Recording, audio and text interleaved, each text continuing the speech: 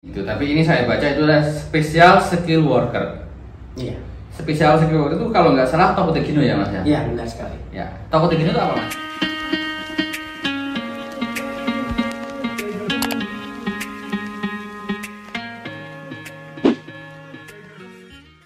Nah di sini ini ada paspor, visa sama COE. Biasanya kan saya wawancara itu COE-nya itu di sini trainee gitu, tapi ini saya baca itu adalah special skill worker. Iya. Special skill worker itu kalau nggak salah Tokutegino ya mas ya? Iya benar sekali. Ya, Tokutegino itu apa mas? Kalau Tokutegino itu di bahasa lainnya itu PMI, Pekerja Migran Indonesia. Oke. Ya, kurang lebih. Jadi berbeda dengan yang pernah saya alami. Saya kebetulan dulu alumni Jepang juga, tapi di bidang Kenshu. Statusnya Kenshu, yaitu pemagang.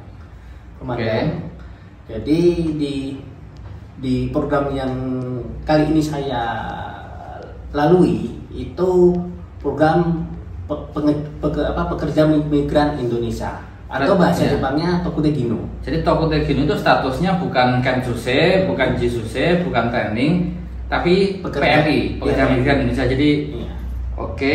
Dan dulu Mas Arsad ini adalah alumni Kensuse ya atau alumni training. Dulu bidangnya apa mas? Bidangnya dulu di Kinzoku Press atau nama lainnya pengepresan logam. Kalau sekarang ini ke Jepang sebagai di skill worker untuk bidang di bagian bahasa Jepangnya itu Nogyo. Tapi bahasa Inggrisnya apa itu ya? Saya nggak apa-apa lancar lidah Inggris. Di sini nggak ada tulisannya. Nggak ada ya. Cuman tulisannya itu special skill worker. Di sini ada apa namanya ini? Barcode-nya ya. Barcode. Nah, barcode ini mungkin kalau di sini ada bidang, ada nama perusahaan kayak gitu. Iya. Di bidangnya di pertanian lebih tepatnya. Oke, berarti dulu di Kinzoku Press ya. Terus ke pertanian. Itu bisa ya ternyata ya? Bisa, sangat bisa. Jadi kalau ada rekan-rekan dan saudara-saudara kita yang ingin merubah pekerjaan yang awalnya bukan pekerjaan dasar ke pekerjaan yang lain, itu sangat bisa, asalkan syarat dan ketentuan berlaku. Nah syaratnya apa? Ya khusus untuk Tokutegino syarat awal itu harus JLPT N4 atau JFT A2 kurang lebih ya, A2 minimal untuk syarat pertama, dan syarat keduanya itu yang paling sulit itu sertifikat skill work SSW kalau disingkatannya ya. Itu sertifikat untuk kita mendapatkan kesempatan melakukan interview apabila dua syarat itu sudah terpenuhi, kurang lebih seperti itu Kak. Oh jadi walaupun alumni magang di bidangnya yang berbeda itu bisa ke TG yang bidang berbeda lagi ya. Tapi harus ada SSW itu ya, harus ada dua syarat tersebut ya. Kalau Mas Zaki ini punya JFT nggak? JFT ya alhamdulillah punya, ya JLPT alhamdulillah punya juga. Oh berarti aman ya? Semua persyaratan? Iya alhamdulillah. Persyaratan ini ya? Iya. Terpenuhi ya? Ya jadi buat teman-teman alumni magang Jepang yang pengen balik ke Jepang dulu training menjadi Tokutegino itu bisa. Contohnya ini Mas Zaki ini contohnya itu dulu magang terus balik lagi ke Jepang menjadi Tokutegino itu bisa, dan sudah turun COE-nya, sudah turun visanya, jadi tinggal besok berangkat gitu ya. Nah syaratnya itu harus punya JLPT atau sertifikat bahasa Jepang standar N4 atau A2 dan SSW. Itu ambilnya di Indonesia ya? Di Indonesia. Nah setelah itu semua lulus baru ikut proses interview. Iya. Interviewnya dengan pihak Jepang langsung ya? Langsung dengan pemilik perusahaan.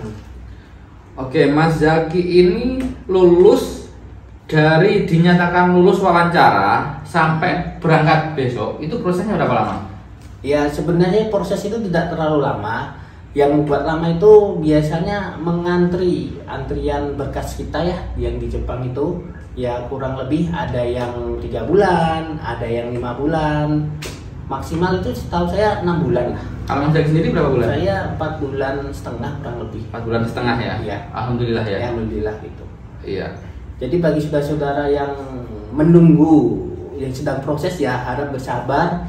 Ya terkadang menunggu itu membosankan ya. Iya kadang-kadang kan gini, saya sendiri kan ada yang ditanya, Pak prosesnya berapa lama gitu kan? Ya.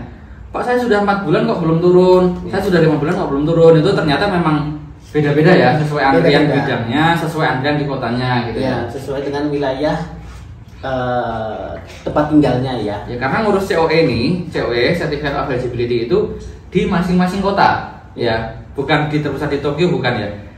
Jadi ada yang misalkan di Ibaraki besok ya? Iya, di Ibaraki saya. Di Ibaraki yang di Tokyo kayak gitu. Ya, jadi tapi kalau sudah lulus dan si dokumen sudah upload dokumen, sudah dikirim ke Jepang semua, pasti ini ya, pasti keluar walaupun agak lama gitu. Iya.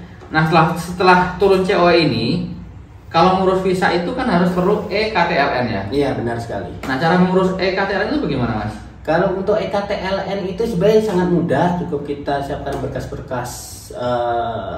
Harusnya sih yang asli ya kan, tapi kebetulan wilayah saya cukup fotokopian atau scanan aja kan. Iya. Ya alhamdulillah dipermudah sama petugas yang ada di sana, jadi tidak terlalu menunggu yang asli lagi, soalnya kan butuh waktu Seminggu ya? 1 sampai 2 minggu nunggu yang asli sampai datang ke itu ke kantor apa mas? BP2 PMI kalau nggak salah. BP2 PMI, BP2MI itu kantornya ada di masing-masing provinsi atau di kabupaten? Di tiap kabupaten ada bisa. Kabupaten Ada ada. kabupaten ada gitu. Tapi kota Madia ada yang enggak gitu. Oh, yang dibawa apa aja? Paspor? Cukup fotokopi paspor ya, scanan, terus apalagi saya lupa malahan. Soalnya ada banyak soalnya. Vaksin contohnya vaksin 3 itu dibawa wajib. Pas ke BPJS ya? BPJS itu nanti setelah berkas kita dimasukkan semua udah clear, baru kita membayar BPJS melalui Alfamart, Indomaret atau enggak mobil banking bisa juga. Formnya perlu ada yang diisi nggak? Kebetulan di tempat saya sih semua dilakukan oleh petugasnya ya. Karena antriannya atau calon PMI-nya sedikit hampir nggak ada, jadi dipermudah sama petugas imigrasinya dan didukung 100% gitu. Dan berapa lama itu proses dari ngurus EKTLN sampai jadi? Kurang lebih setengah hari jadi. Setengah hari jadi, ya kan. Kalau tidak antri, tapi kalau misalnya ngantri mau nggak mau kita harus daftar sendiri secara online kan, ada di Siskos apa BPOM saya juga lupa apa namanya kan. Ya. Itu kita ngisi dulu, setelah kita isi baru kita bawa ke pihak imigrasi. Apabila yang kota ibarat kayak di Sukoharjo, Jawa Tengah lah ya. Untuk Jawa Tengah itu ya agak sulit jujur Pak pembuatan. Itu EKTL harus ada asli ya. Harus kadang diminta ijazah gitu kan. Tujuannya untuk apa? Untuk mengklarifikasi apakah data ini benar atau tidak seperti itu ya kan. Tapi kalau dokumennya lengkap pasti jadi ya. Insya Allah jadi langsung. Jadi yang kalau misalnya teman-teman yang bingung mau ngurus EKTLN di mana, tinggal bawa aja semua dokumen, COE, paspor, terus surat dari kelurahan, dari camat juga itu wajib. Oh, surat dari keterangan dari lurah, camat, terus vaksin itu dibawa ke BP2MI, nanti ditanyakan di sana pasti dibantu ya. Ya, itu langsung dibantu langsung. Ya.